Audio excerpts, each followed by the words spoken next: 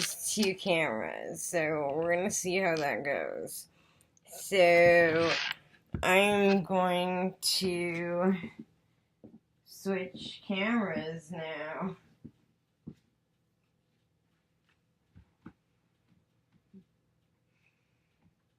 Well, hello. Hello again. It's very exciting because I actually get to make sure that my computer stays on. Oh gosh. Anyway, tonight I have something a little different for you children.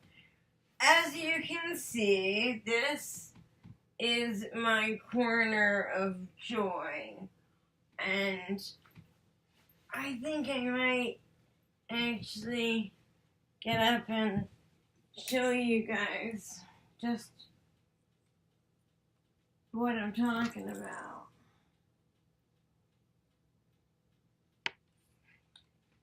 So, what I'm really excited about is that I get to go full on Mr. Rogers. But,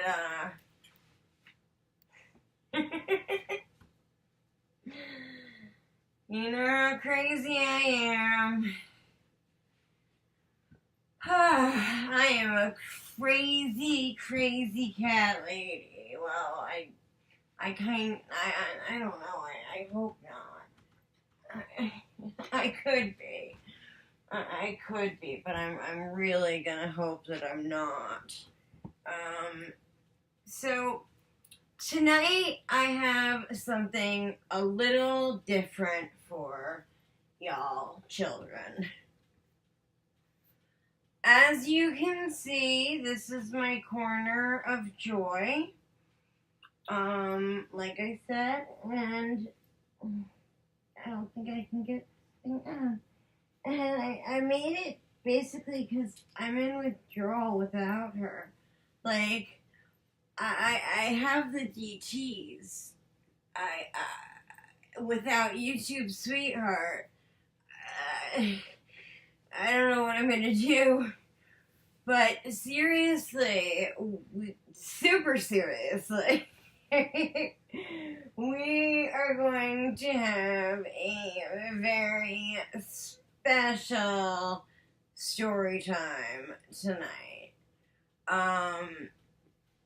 Why is it's because I said it, I said it to lock like every 30 seconds. And it's not going to be like a regular YouTuber story time.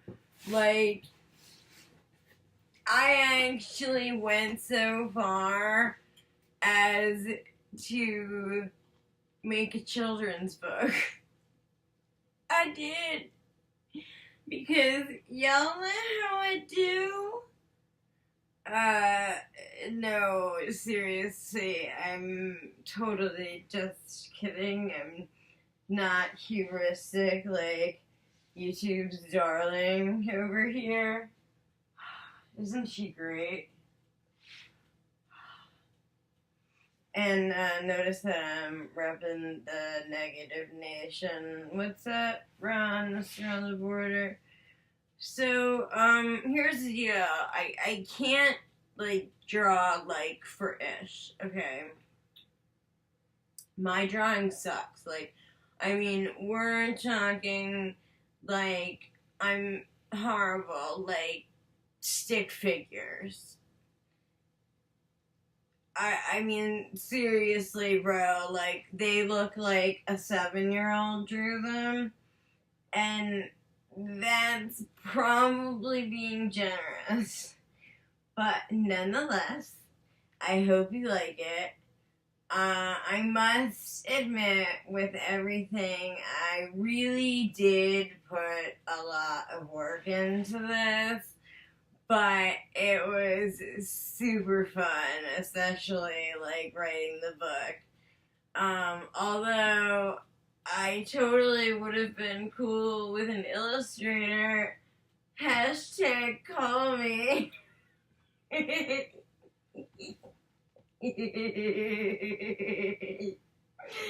Again, seriously, just kidding. Like, I've been up for so long, so I'm in one of those moods. So, enough talk. Let's travel to a world where the rules apply to all but one, and nothing makes sense, while we delve into Once Upon a Time in Fibromia.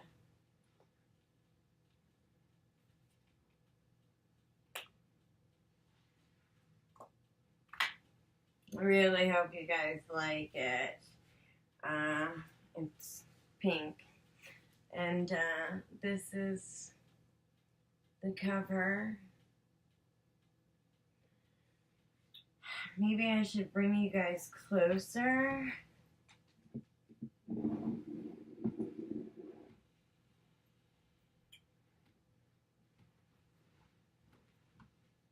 Does that? I think that works. Okay.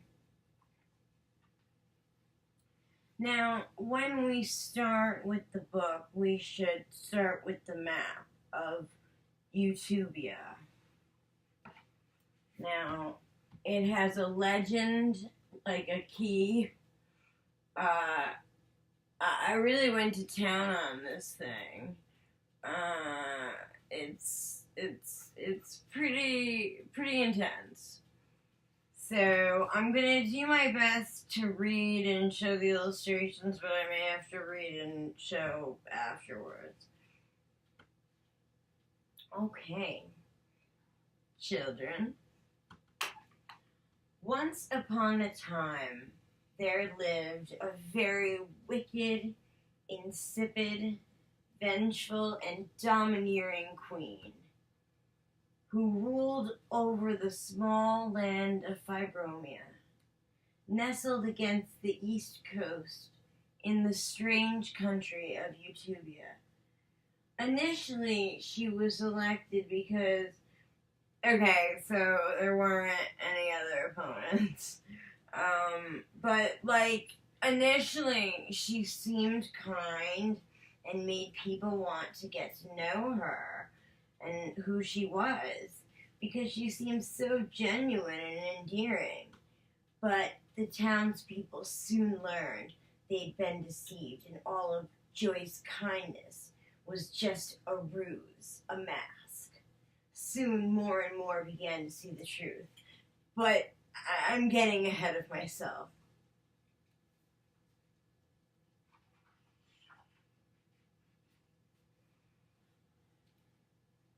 Initially, she gained the hearts of peasants when she began attacking one of the more popular nobles every which way she could, because he was greatly hated for the way he treated his serfs. But she knew he'd amassed quite the reputation and knew this noble was the perfect target to attack, while simultaneously assembling a massive Stan army.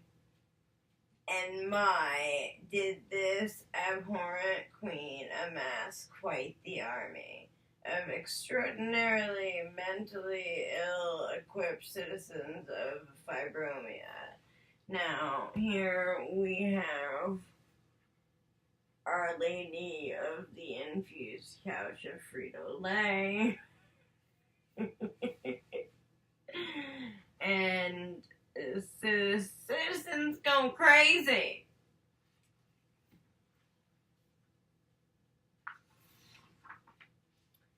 That, combined with the fact that the queen literally bought the peasants off, made the queen feel omnipotent, and she delusionally felt she was equipped with abilities to help everyone regarding any topic, despite having absolutely zero training in anything. Like, dude, she even had the balls to insert herself into a freaking custody battle. A custody battle! Like, and while she may have been queen, There was nothing she could have done for the case except mess it up, which she almost did. Now, here is just a basic illustration of our queen. And you can see here the custody case. It's just a prank, bruh. And then now happiness in the case.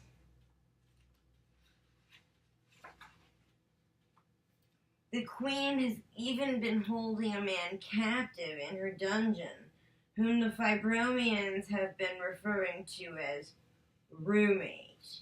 For months, the peasants had been wondering if he was still alive, but it was confirmed roommate did in fact exist. And while the peasants were uncertain of his condition, at least they had proof of life. Late one night, a lowly peasant called H.C. attempted to break roommate out. However, the mission was thwarted by the paperboy, suspected to be one of the queen's minions. Now, over here we have roommate locked in a cage, and we have the paperboy foiling the plan. And here we have the Crimson Avenger, even Veritas. Well, Veritas actually annoys me when people say the V, but moving on. Y'all remember the paperboy incident, right? Oh my god, that was so embarrassing. Luckily, H.C. was able to escape the paperboy, but quickly became one of the queen's most hated people in the land, and would soon be on the chopping block. The queen loathes her, and yet she talks about her incessantly. One very odd thing about the queen is, while she'll state she doesn't care about someone, HC, for example, or Repsion, he goes by Lord Zion in Fibromia. She sure as hell mentions these people a lot, much like she's done with Lord Onion. One day, Lord Zion stood on the soapbox for a fortnight in the town square, exposing the queen's lies. And while the queen cares not for any of the three aforementioned citizens, she rants about them virtually non-stop. Now, here we have a picture of the queen, myself, and I think one of her stands. I'm not really sure. And over here, we have a divided community since someone came back.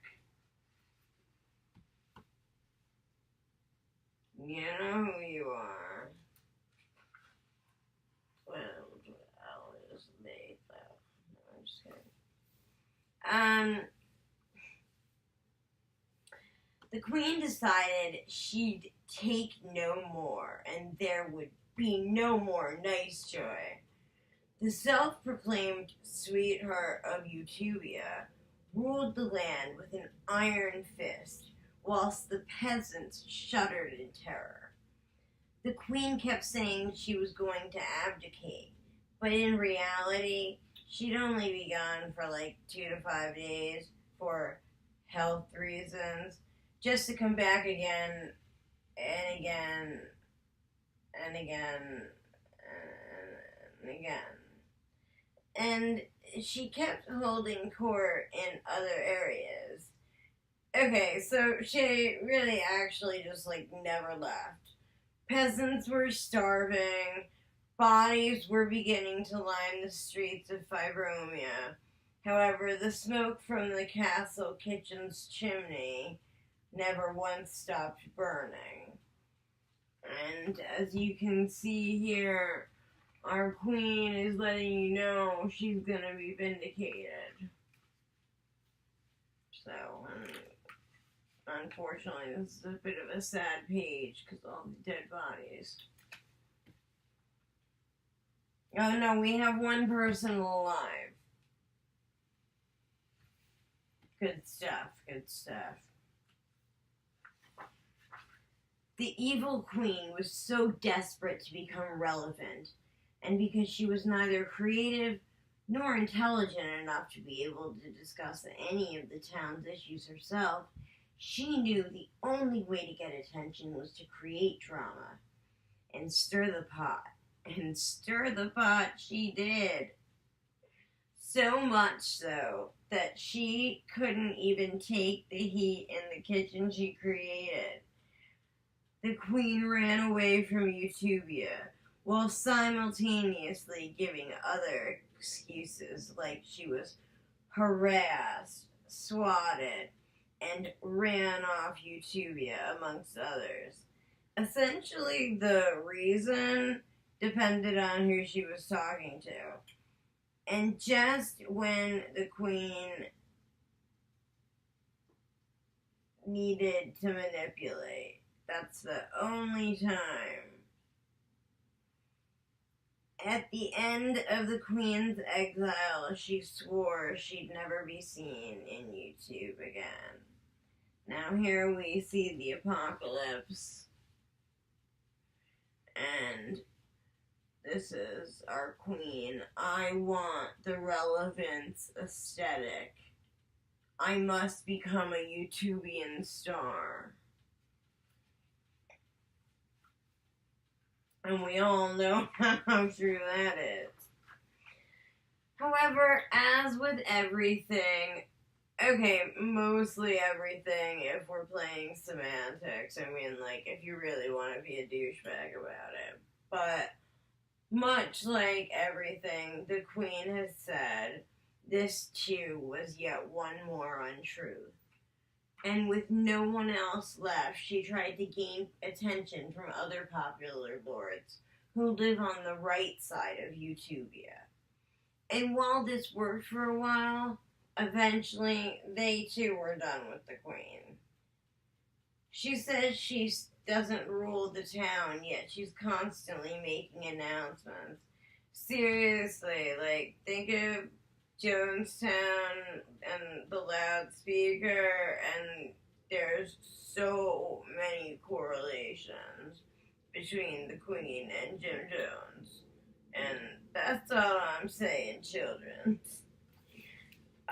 This is my Jim Jones. And our queen telling us she's going to make 10 vids a day and stream for 3 to 5 hours. I have boundless energy, but I'm in intractable pain. All must bow to me. I have ascended to God level. She has. She also holds super secret meetings, uses coded language with her stands, constantly uses vile language, and acts uncouth.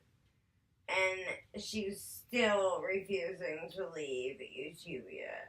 Meanwhile, her #Stan Army froths at the mouth, waiting for instructions with bated breath.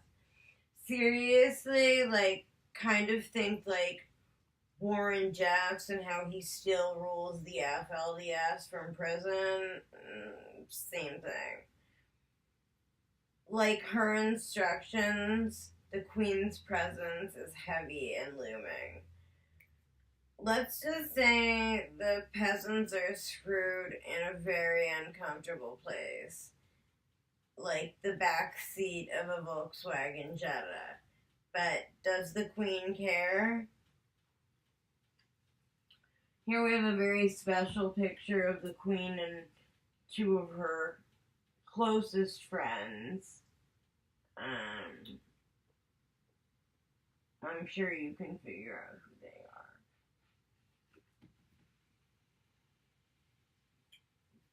And here, she has an idea. Oh, let's see what brilliance she comes up with. This should be good.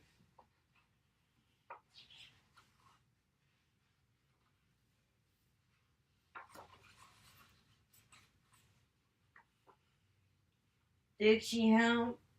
No. Unfortunately, the queen only cares for herself. However, I mean, what did you really expect? Did you honestly expect anything else from a Psycho Hose Beast from Hell? Played. I know fairy tales are supposed to have happy endings, and I wish this one did too. But unfortunately, there's no happy ending to be had, as the queen is just like that yellow dye in Twinkies that will never be destroyed no matter what you do to it. Here we have our irate queen and our Twinkie queen. Not saying she's a Twinkie queen, but, you know, like cockroaches, Twinkie, dye, you know, they never go away. It's kind of like joy. Since the takeover, the peasants' taxes have increased, as has security. However, the Queen's first lieutenant, Sybet, quit, and no reason hath been given as of yet. Now you must present your legal identification and birth certificate to even have a face-to-face with the guards at the main gate. Since the takeover, many peasants have lost their farms, while others have lost their lives fighting the good fight. However, still, some peasants remain steadfast and hopeful. Bless their sweet and naive little hearts. Here we have an example of a Fibromian driver's license, and this is a representation of the Queen's greed.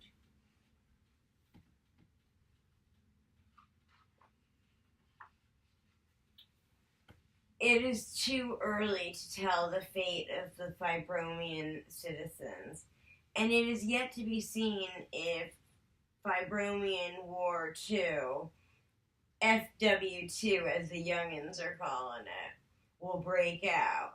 However, should the fated event occur, both sides have been gathering resources and materials, troops, and because the Queen is always starting wars with anyone, even ones who just like posting in the town forum or agree with a post, everyone is now on guard. So I would like to show you my, I call it Joitler. And here we have the town hall, and they're having super seriously important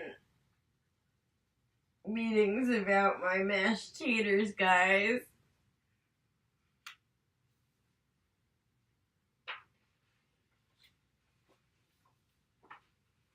Because the Queen is evil incarnate and cannot bear to see anyone else succeed or even taste a moment of happiness, she destroys any happiness she comes across that isn't hers. Children's, the moral here being, if you hate yourself, you'll not only hate others and their successes, but also, children, you'll never be happy yourself.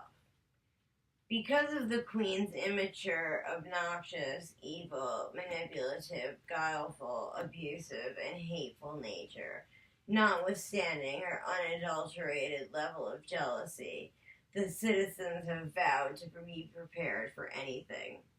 For a decent amount of time, the peasants lived happily ever after, until there came back to them the one who always destroys happiness. And we've got a drawing of the queen coming back and the town is in flames. I even made a dedication.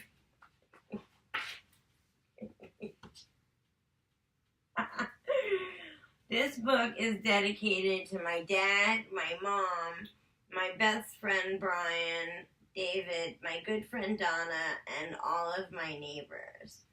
All of you have always been there for me, and I appreciate you all. Y'all.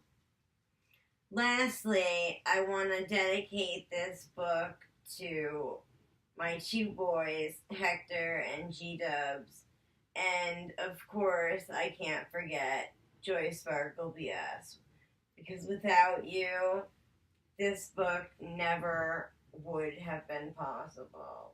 So, thank you. I hope you guys enjoyed it. I hope you guys had a good time. I really had fun writing it and, illustrating it. Even though I, draw like a 2-year-old. But, let me know what you think in the comments.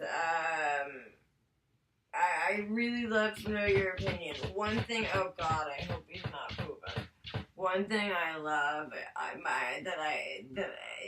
can't say I really love anything in the book other than the map. I do like the map because I definitely went all out. We're talking a key. This is just, it's crazy. So, let me know in the comments, and I'm hoping to start uploading more, and I will explain where I was and everything in another video. I just didn't think, oh good, you kept the poopancy inside, you just peed. Good stuff, Hector. I just didn't think it was apropos for this video, because we had so much fun with Once Upon a Time in Fibromia. So again, if you are not subscribed, please subscribe and just lightly press that notification bell. Just tap it, you know what I mean? Same thing with the subscribe button. And if you're not new and you're already a neighbor, well, then this book was dedicated, you were one of the people this book was dedicated to, so thank you for being here for me and for actually wanting to hear what I have to say. That's nuts. Again, thank you for listening. Fibromia rocks. I'd love to hear your opinions, and don't y'all forget to open your box of joy.